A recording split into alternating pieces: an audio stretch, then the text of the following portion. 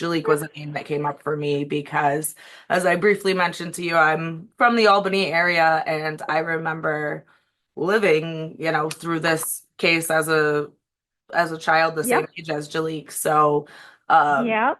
I'm really interested to dive in with you, and you don't hear about the case without hearing about your advocacy and your push for justice. So I couldn't do it without you. So I'm so excited for us to talk and Oh, hopefully wonderful. to bring some information out. Yeah. Oh, and I told Tommy when I talked with him, anytime anyone does a podcast, an article, TV, radio, and internet, it doesn't matter. The law enforcement gets calls, and that's what I want. I want people to, come forward if they know anything, and Right. somehow maybe it would put together. I do want to tell you, I don't know if you know, tomorrow is Jaliek's birthday. Oh, so this is really perfect timing. Beautifully, beautifully timed. Yes. And he would have been 29. Right. Um, So that's a great jumping off point, actually. Tell me about your grandson. Tell me about Jaliek, and we'll start from there, and then we'll get into the unfortunate circumstances. Sure. Sure. Well, Jaliek came to my daughter and son-in-law's house when just 2 days before his birthday, and so he came. I think it was the 30th of July, uh, and it would have been in 2000, I believe, two. Um, and then he was adopted just 2 years later. But when he first came. I mean, it was just like he fit in. He was very gregarious, very smiling, happy, wanted to get to know everybody. He loved all the animals that they had, loved music, and he just, he gave the best hugs and just wrapped his arms around you, and was really intelligent and loved to talk about anything. So and the other children, he seemed to fit in pretty well with the other children because he was not the oldest, but actually the third oldest child, so pretty much the middle child of a five-child family. And there was one other child that was a foster child, and she was, oh my goodness, she's actually, I think she's the second oldest, so she would have been maybe 7 months older than Jaliek. And the family seemed to run pretty smoothly for a while. Yeah, and but they would come to my house quite often. At least I'd see them at least a couple times a week, even though I lived 40 miles away. Um, and yeah, he was delightful and fun, as all children are, when they're a little tiny, and there's a few Right. ups and downs, but he was delightful. Yeah. So there have been, obviously Jaliek was placed in foster care. So there have been reports about some behavior issues and things of Hmm. that nature. How do you think that was handled once he was adopted? Well, the hard part was he had been in therapy for a number of years, and he'd been in six other foster homes. This was his seventh foster home. And he had, I'm not sure in the first three or even four foster homes what exactly happened, what the circumstances were. But I do know in the fifth foster home, um, the woman had two biological children, Angelique, and she was on hard times financially, and so she hated to, because she hoped to adopt him, but financially she was going through rough times, and she returned him to foster care.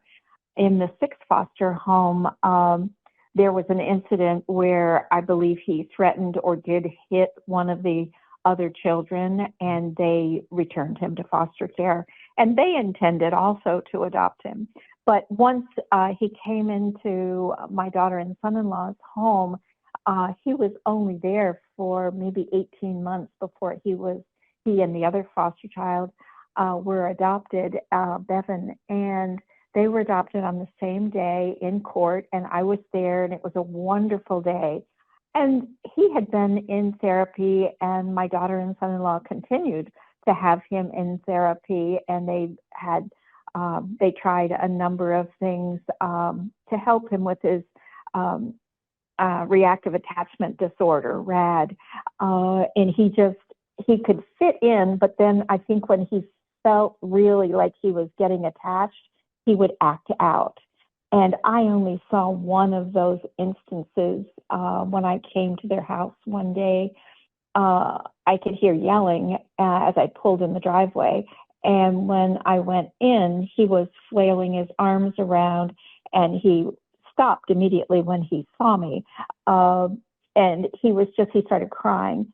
And he would get extremely frustrated because if he couldn't do his homework or he couldn't do, and he had a really hard time like buttoning his buttons and fine motor skills, and he would get frustrated. Yeah, so he would act out. But that's the only time I saw that. And he wasn't trying to hit anyone. He was just upset. Yeah, he was upset. Yeah. So you spent a lot of time with Jaliek, like you said, even though 40 minutes away, you still had a pretty healthy weekly relationship.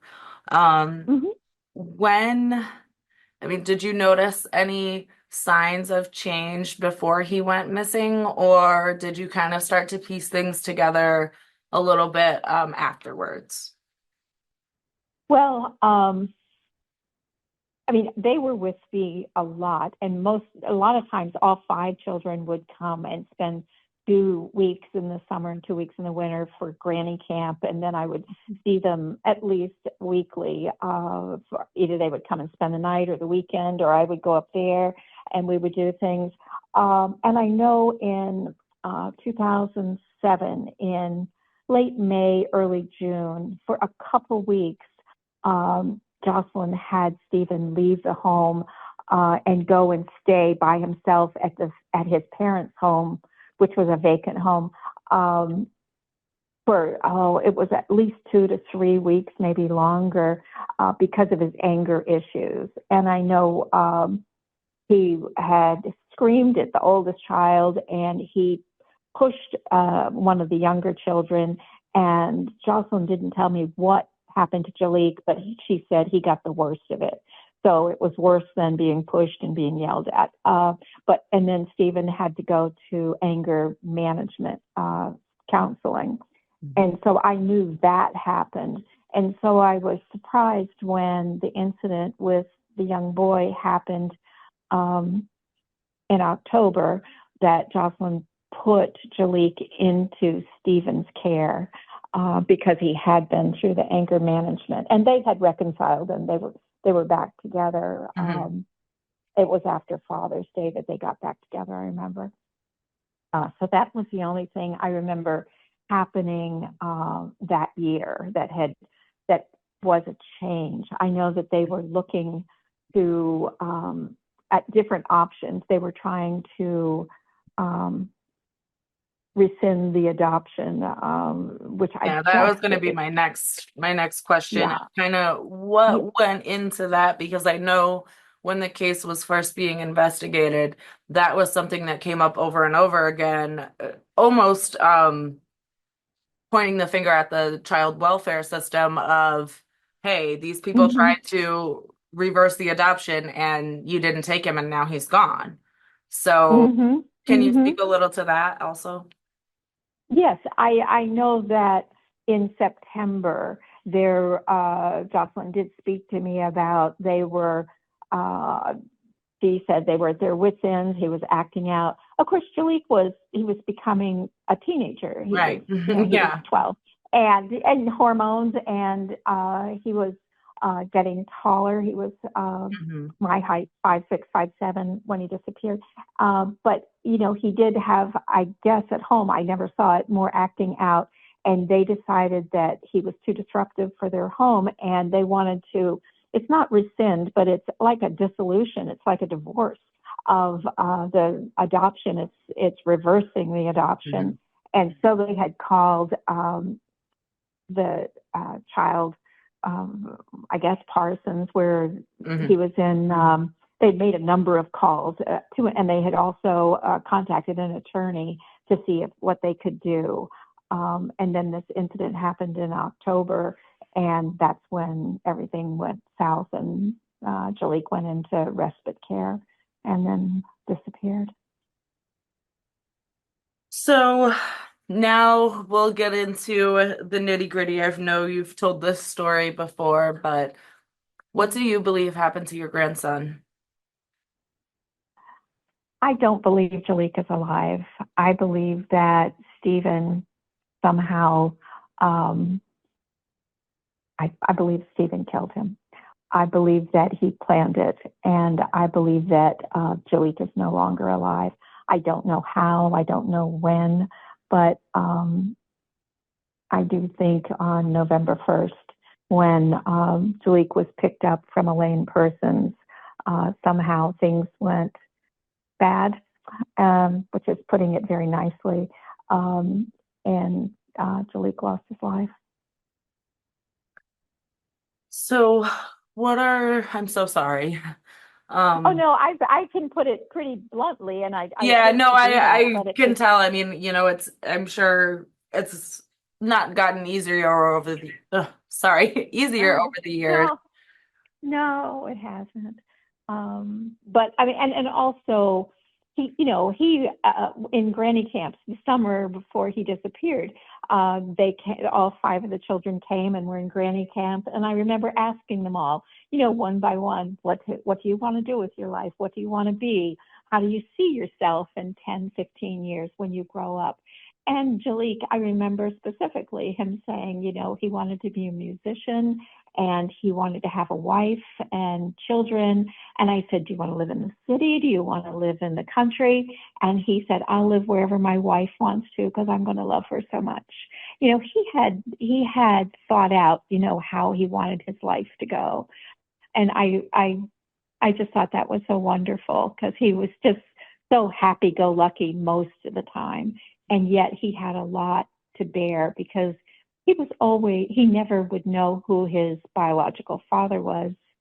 And he would probably have found out who his biological mom was, but I don't know that his biological mother knows who his biological father was because she was homeless at the time.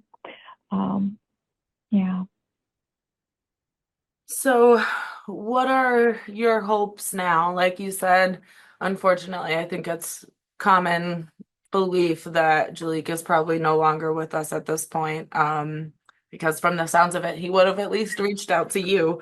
So what are your hopes going forward?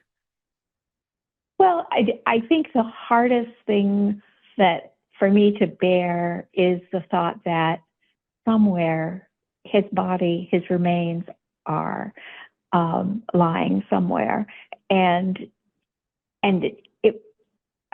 I would love for his remains to be put to rest, that he be found and not just left in a river, left in a pond, left in the woods in an unmarked grave. I think just everyone deserves the respect of being laid to rest.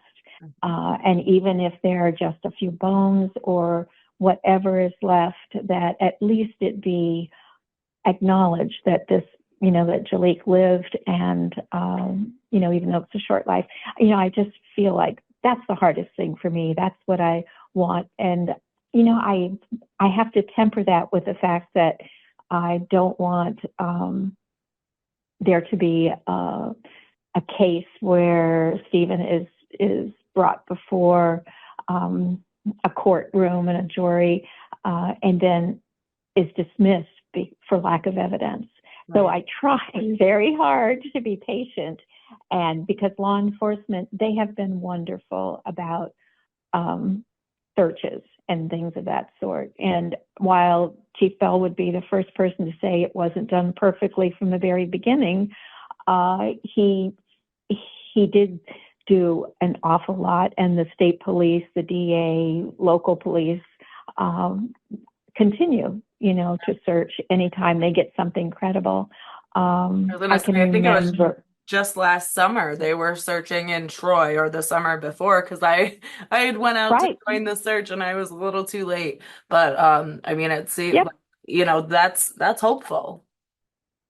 it very much is. And there were remains found in Bennington, I saw that. I was and hopeful also. I with was that. so hopeful. I was so hopeful.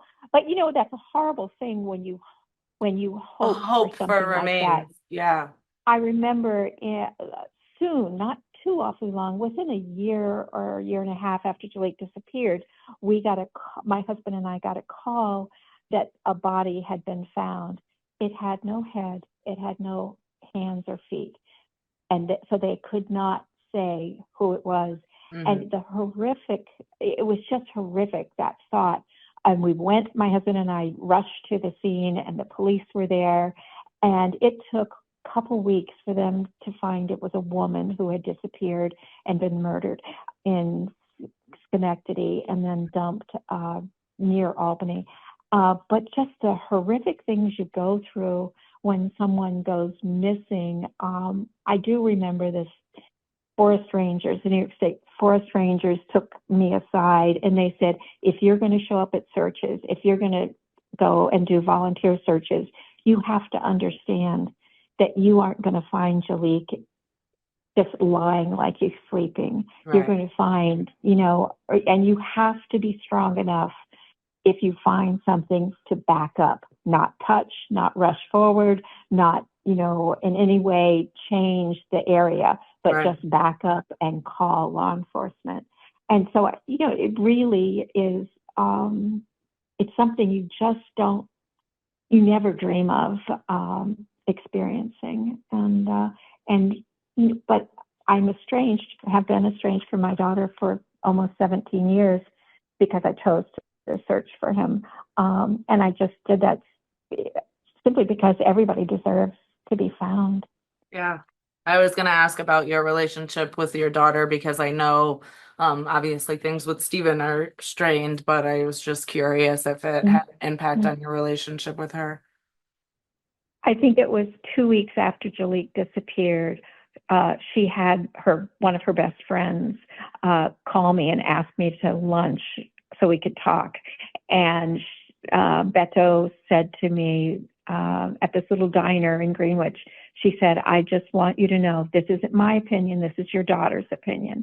She no longer wants any contact with you. If she ever wants contact with you again, she will reach out, but no calls, no emails, no visits, no mail. You may not in any way contact her. And for the first year, I would send the children Christmas presents, birthday presents, and they would always be returned to me. Over the years, I have a couple times gone through my photographs and I've sent a lot of the baby pictures I'd taken of all the children except Jaliek. And I've sent them to my daughter and they have not been returned. So I take it she's accepted those. I have called her, I think, 5 times. When my mother passed, when my husband passed, once law enforcement contacted me and said they understood that Jocelyn and Stephen had had a fight and he had locked her out of the house. And I called and she hung up on me. And then 2 other times when I moved to Florida, I called and she hung up when she heard my voice.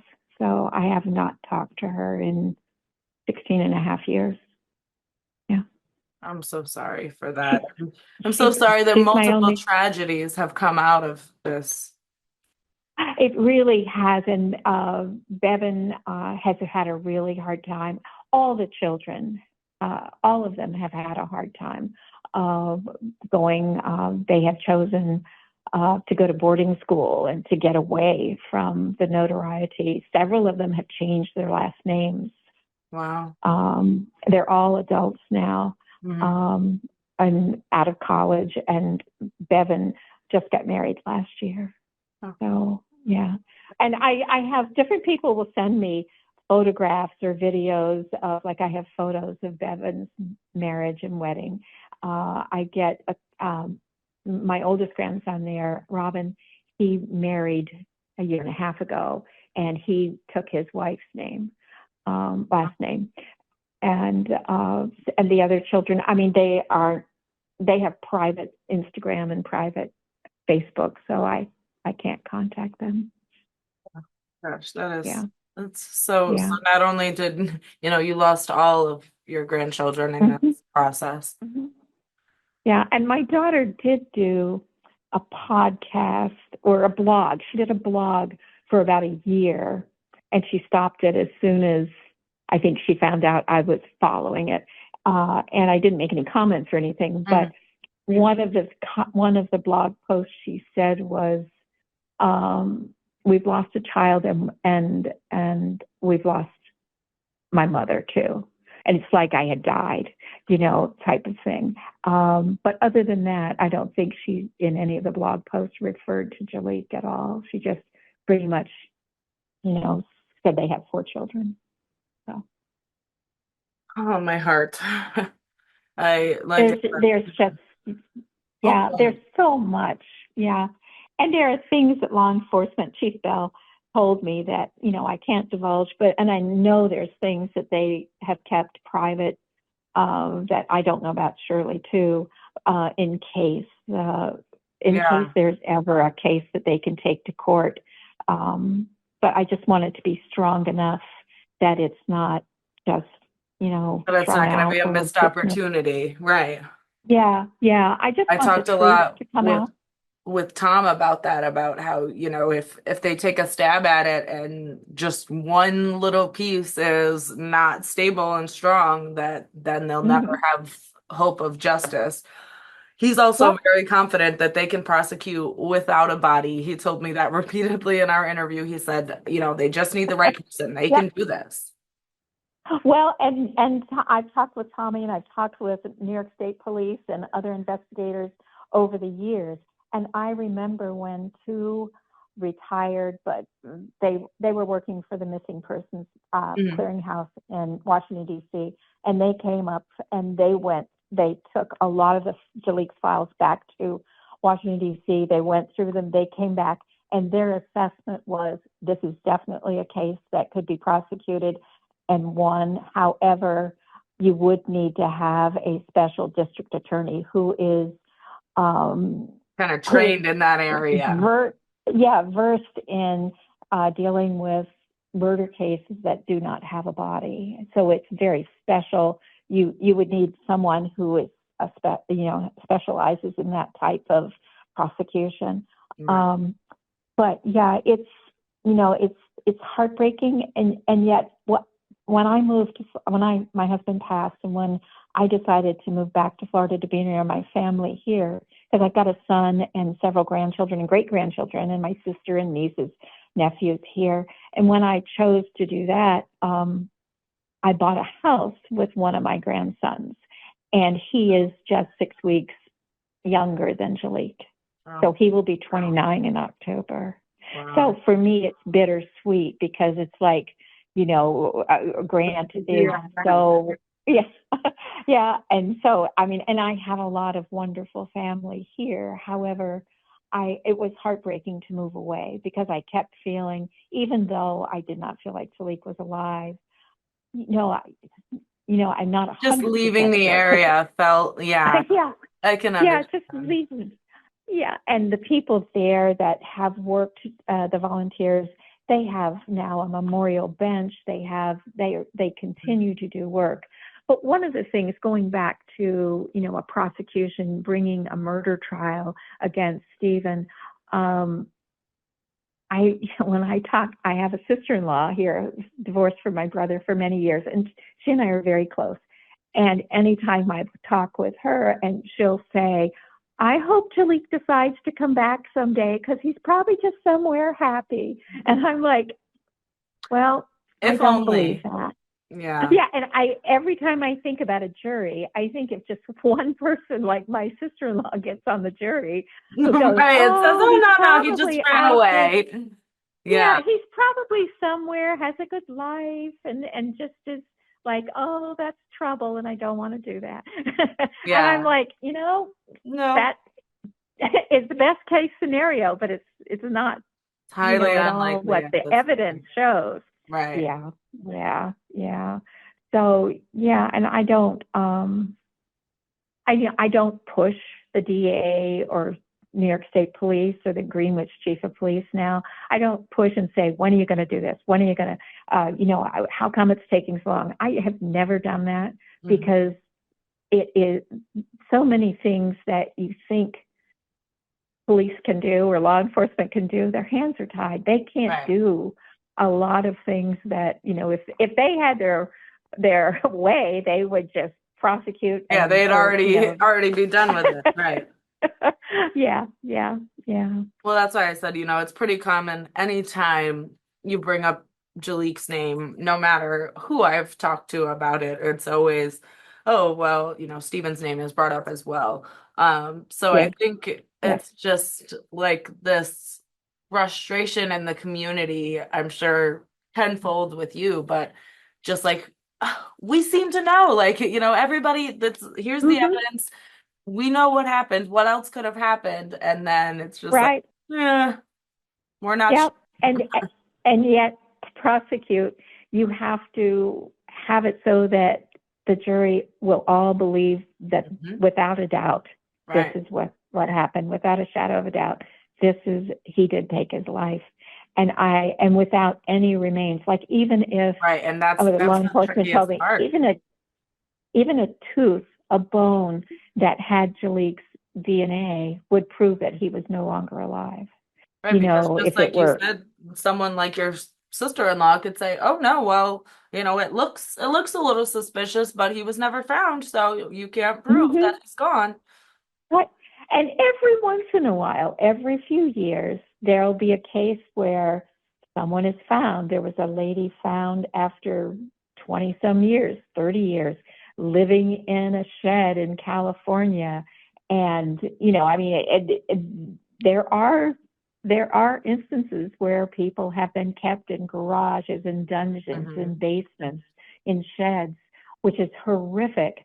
And that would put a doubt, maybe somebody still has him. Exactly. But law enforcement did an extremely good job.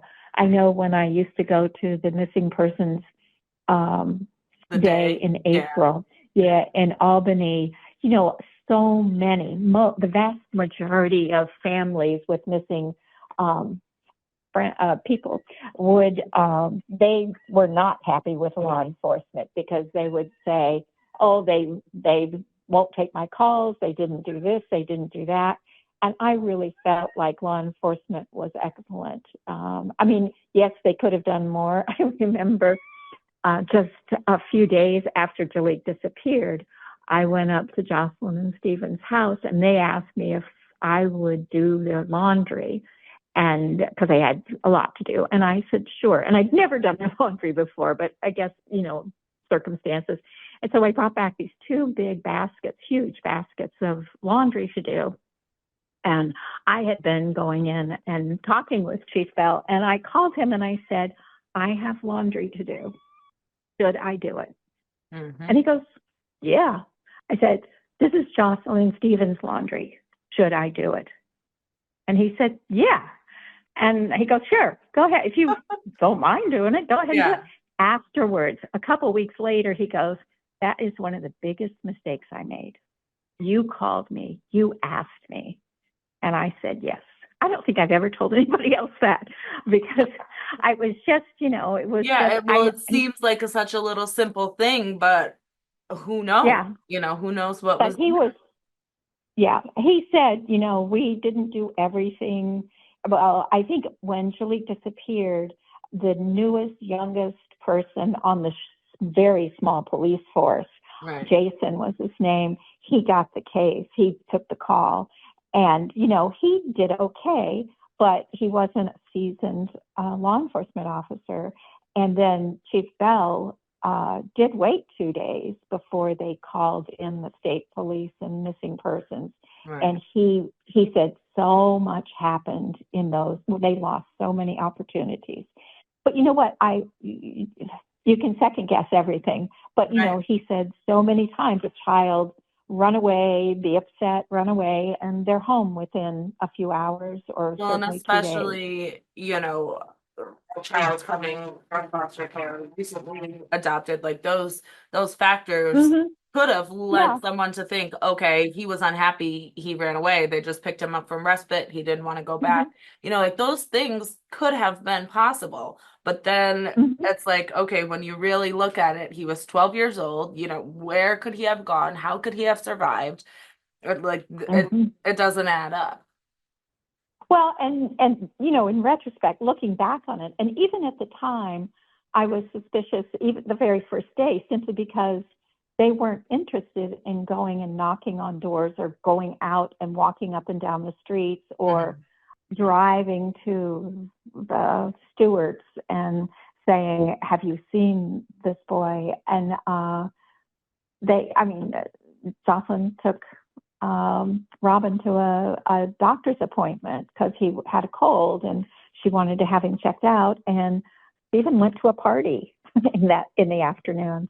Jeez. Uh, didn't tell anybody that Jaliek had Was gone, he yeah. he said run away, and it wasn't until the very end of the party that he mentioned it. So I mean, there were a lot of strange things that only Hmm. being right there that you would notice. Hmm. But looking back on it, it was very weird, and it was weird from the very beginning. So, and especially knowing that they have tried to, it's called to Right. disrupt the adoption. Okay. Um, yeah, so that's the Yeah, word to I use. think that was one of the biggest red flags for anyone who looked at the case was, okay, clearly something was wrong here because you wanted to give him back. And when you were Yeah. told, well, it's not that easy, or, that's not really how it works, then all of a sudden